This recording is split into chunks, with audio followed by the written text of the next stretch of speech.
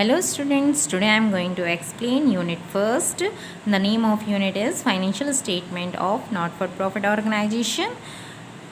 In this unit we see firstly meaning of not-for-profit organization. So guys, हमारी society में ऐसे बहुत सारे ऑर्गेनाइजेशंस हैं जिनका मेन एम प्रॉफिट अर्न करना नहीं होता है, बल्कि सोसाइटी को सर्विसेज प्रोवाइड करना होता है।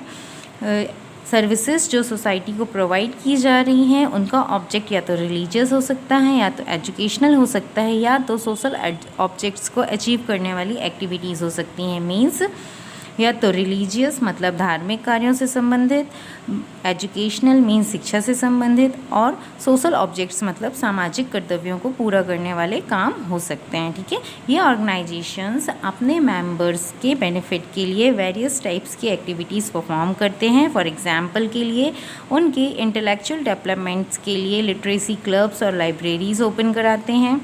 एजुकेशनल डेवलपमेंट्स के लिए school, colleges, medical and engineering institutions open कराते हैं।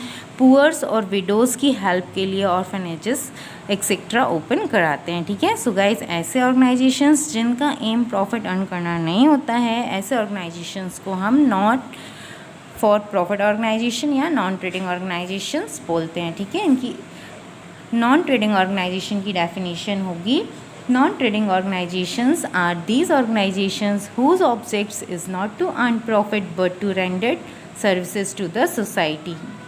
ओके गाइस, नाउ अब आता है प्रोफेशनल पर्सनस। तो गाइस, नॉन ट्रेडिंग ऑर्गेनाइजेशंस के अलावा हमारी सोसाइटी में कुछ ऐसे पेशेवर व्यक्ति प्रोफेशनल पर्सनस होते हैं जो अपने knowledge base valuable services society को प्रोवाइड करते हैं। ठीक है, ये प्रोफेशनल पर्सनस होते हैं doctors, engineers, chartered accountants, advocate, teachers, tax के एडवाइज़र्स एक्सेट्रा। ठीक है, ये प्रोफेशनल पर्सनस अपनी सर्विसेज प्रोवाइड करके ही अपनी इनकम अर्न करते हैं, और ये अपने रेम्यूनरेशन के लिए क्रेडिट सिस्टम का यूज़ नहीं करते हैं बल्कि कैश सिस्टम का यूज़ करते हैं। सो गाइस, प्रोफेशनल पर्सन की डेफिनेशन होगी, professional persons are those persons who provide knowledge based value services to the society. For example doctor, engineer, chartered accountants, advocate and teacher etcetera.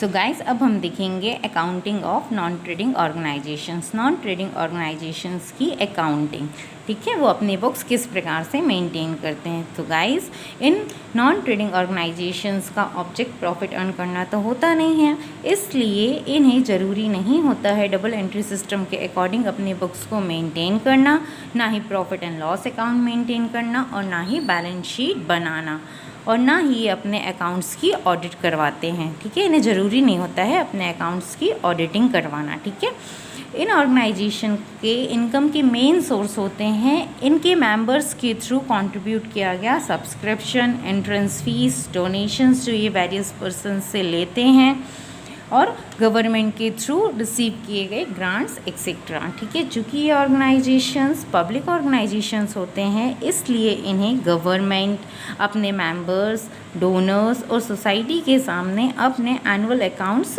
Represent करने होते हैं, और उसमें declaration करना होता है। First one is how much amount has been received during the accounting year from different sources, कि organisation ने एक अकाउंटिंग ईयर के अंदर डिफरेंट सोर्सेज से कितना अमाउंट रिसीव किया है। Second, how much money has been spent on different items during the accounting year, accounting year के दौरान ऑर्गेनाइजेशन ने डिफरेंट आइटम्स पे कितना कितना अमाउंट स्पेंड किया है। Third one is accounting year के दौरान ऑर्गेनाइजेशन को सरप्लस रिसीव हुआ है या डेफिशिएंसी का सामना करना पड़ा है। Fourth one is financial year के दौरान, अकाउंटिंग ईयर के दौरान ऑर्गेनाइजेशन की फाइनेंशियल कंडीशन क्या है। ठीक है ना, अब हम देखेंगे नॉन ट्रेडिंग ऑर्गेनाइजेशन के सोर्स ऑफ इनकम के आइटम्स और एक्सपेंडिचर के आइटम्स। तो पहले देखते हैं इनकम के आइटम्स। ठीक है, तो first one is entrance fees. So guys, non trading organisation का मेंबर बनने के लिए पहले उसमें इंटर करना होता है, मीन्स एडमिशन फ़ीस देनी होती है, जिससे बोलते हैं एंट्रेंस फीस। ठीक है, सेकेंड वन इज़ सब्सक्रिप्शन। तो नॉन ट्रेडिंग ऑर्गेनाइजेशन के मेंबर्स को एवरी ईयर एक certain amount as a subscription organisation में डिपॉजिट करना होता है। Third one is donation. जैसा कि अपन को पता है कि नॉन ट्रेडिंग ऑर्गेनाइजेशंस पब्लिक की हेल्प के लिए काम करते हैं, सोसाइटी की हेल्प के लिए काम करते हैं। तो ये क्या करते हैं, गवर्नमेंट से, बड़े बड़े पर्सन से क्या करते हैं, डोनेशन रिसीव करते हैं समाज के कल्याण के कामों के लिए। ठीक है, तो ये एक सोर्स हो जाता है इनका।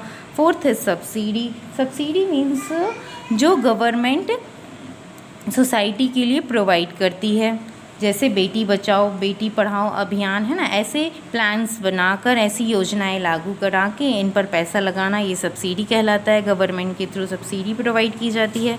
Fifth one is membership fees. In organisations के मेंबर बनने के लिए मेंबरशिप फ़ी पे करनी होती है मेंबर्स को। अगर किसी मेंबर को पूरी लाइफ ऑर्गेनाइजेशन का मेंबर बने रहना है तो वो लाइफ मेंबरशिप फ़ी पे करेगा, है ना। Seventh is income from investment. Organisation के पास जो अमाउंट पड़ा हुआ है, रिसीव हुआ, उसको वो अदर जगह इन्वेस्ट कर सकती है और इससे इनकम रिसीव कर सकती है, और अदर इनकम। अब आते हैं इनके एक्सपेंडिचर के आइटम्स। ठीक है, तो नॉन ट्रेडिंग ऑर्गेनाइजेशंस में जो वर्कर काम कर रहे हैं उनको सैलरी देना, वेजेस देना। ऑर्गेनाइजेशन अगर किसी रेंट की बिल्डिंग में चल रहा है तो उस बिल्डिंग का रेंट प्रोवाइड देना। न्यूज़पेपर का expenses on games, electricity expenses, stationery and printing, postage, telegram, telephone etcetera, ये सारे एक्सपेंसेस के आइटम्स होते हैं। गाइस, अब हम देखेंगे books of account maintained by non profit organisation. Means non profit organisation के द्वारा किन बुक्स का यूज़ किया जाता है। ठीक है, तो गाइस जैसे कि हमें पता है कि नॉन ट्रेडिंग ऑर्गेनाइजेशंस अकाउंटिंग के कैश बेसिस पर अपने अकाउंट्स मेंटेन करते हैं। Generally maintain following books are. ठीक है, first one is cash book. तो ऑर्गेनाइजेशन के जितने भी कैश ट्रांजेक्शन्स होते हैं, चाहे वो रिसीप्ट के हों, चाहे पेमेंट के हों, चाहे रेवेन्यू नेचर के हों, चाहे कैपिटल नेचर के हों, सारे कैश बुक में ही रिकॉर्ड होते हैं। रेवेन्यू ट्रांजेक्शन्स वो होते हैं जिन्हें बार बार हमें या तो पेमेंट करना होता है या जो बार बार हमें रिसीव हो रहे होते हैं, और ये इनका अमाउंट छोटा होता है। कैपिटल ट्रांजेक्शन्स ऐसे ट्रांजेक्शन्स होते हैं जिनका अमाउंट बड़ा होता है और ये एक साल से ज़्यादा के लिए किए जाते हैं, मीन्स लॉन्ग पीरियड के लिए किए जाते हैं। ठीक है, now second book is journal. तो ऐसे ट्रांजेक्शन्स जो कैश बुक में रिकॉर्ड नहीं होते हैं वो जर्नल की बुक में रिकॉर्ड होते हैं। ठीक है, third one is ledger. Final accounts और अकाउंट्स की समरी को प्रिपेयर करने के लिए लेज़र प्रिपेयर किया जाता है। Fourth one is memorandum book. Memorandum book means यादाश्त बही। तो ऑर्गेनाइजेशन के सारे क्रेडिट ट्रांजेक्शन्स, उधार के ट्रांजेक्शन्स इस बुक में रिकॉर्ड किए जाते हैं, और जैसे ही उन्हें कैश में पेमेंट किया जाता है या कैश में वो ट्रांजेक्शन्स रिसीव हो जाते हैं उन्हें कैश बुक में लिख दिया जाता है। ठीक है, sixth one is stock register. तो all consumable goods and items of the organisation which are purchased and issue are recorded in stock register. Organisation के सारे कंज्यूमेबल गुड्स और आइटम्स जो कि परचेज किए जाते हैं या फिर इशू किए जाते हैं वो सब स्टॉक रजिस्टर में मेंटेन किया जाता है। ठीक है, एसेट्स रजिस्टर। तो गाइस ऑर्गेनाइजेशन के सारे ऑपरेशंस जहाँ पर परफॉर्म हो रहे होते हैं उन्हें परफॉर्म करने के लिए जो फिक्स्ड एसेट्स का यूज़ किया जाता है, जो फिक्स्ड एसेट्स परचेज की जाती है, उसका रिकॉर्ड इस रजिस्टर में रखा जाता है। ठीक है, salary and wage register. Organisation के वेरियस एम्प्लॉयज़ को जो सैलरी और वेजेस पे की जाती है उसका रिकॉर्ड इस रजिस्टर में रहता है। Okay, so guys I hope you like this video, so press like button. Thank you.